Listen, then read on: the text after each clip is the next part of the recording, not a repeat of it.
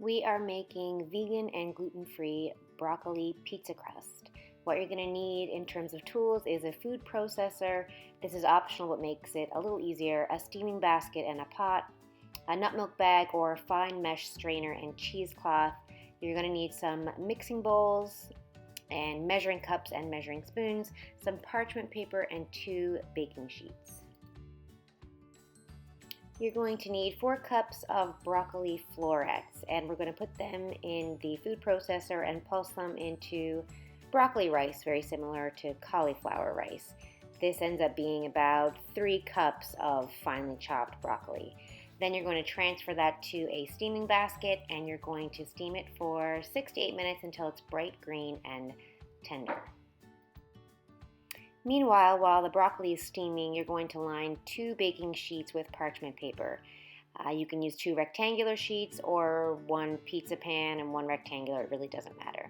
We're also going to make the psyllium husk and water mix by mixing 1 tablespoon plus 1 teaspoon of psyllium husk with about a 1/4 cup of water. Once the broccoli is steamed, we're going to transfer it to our nut milk bag and squeeze all the water out of it. You can also use a fine mesh strainer and some cheesecloth for this, but a nut milk bag does make the job easier. So be sure to get as much water out as you possibly can, and you might want to wait till the broccoli is cooled a little, otherwise it'll be too hot to handle.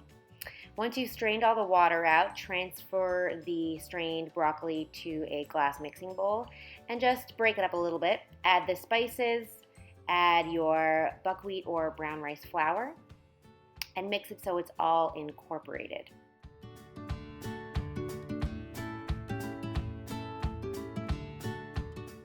Next, we're going to add in our psyllium husk and water mixture, and you'll see that this has turned into a gelatinous, goopy kind of texture, and this is what's going to hold the pizza together. So kind of just incorporate it a little bit with your spoon or spatula, but you're going to have to roll your sleeves up and get your hands a little dirty.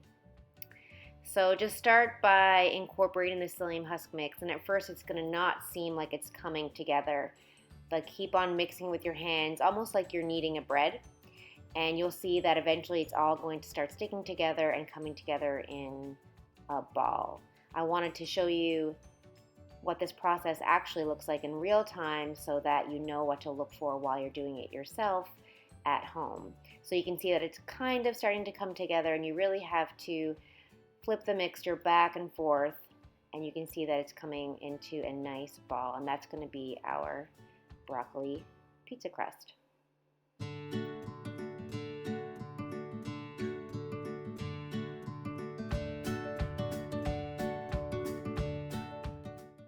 At this point, I decided that the dough might be a little too dry, so I added an extra 1 to 2 teaspoons of water, and that's just enough to get it to come together. You don't want to add any more than that because the dough might get too wet. Once it comes together, just let it sit for about 3 to 5 minutes covered. Then you are ready to shape the dough into your pizza crust.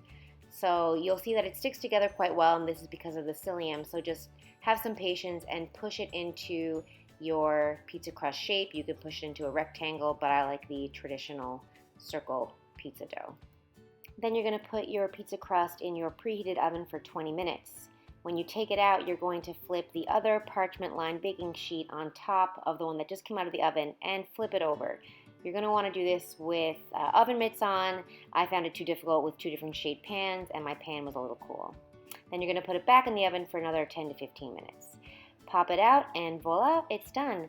So now you can top your pizza how you like. Here I have used green pea hummus, which is also on this blog post, and I topped it with some green peas, some fresh spinach, some grilled vegetables, so grilled peppers, grilled asparagus, some roasted corn, and some delicious avocado slices. Slice your pizza, share it, or eat it all for yourself, and enjoy.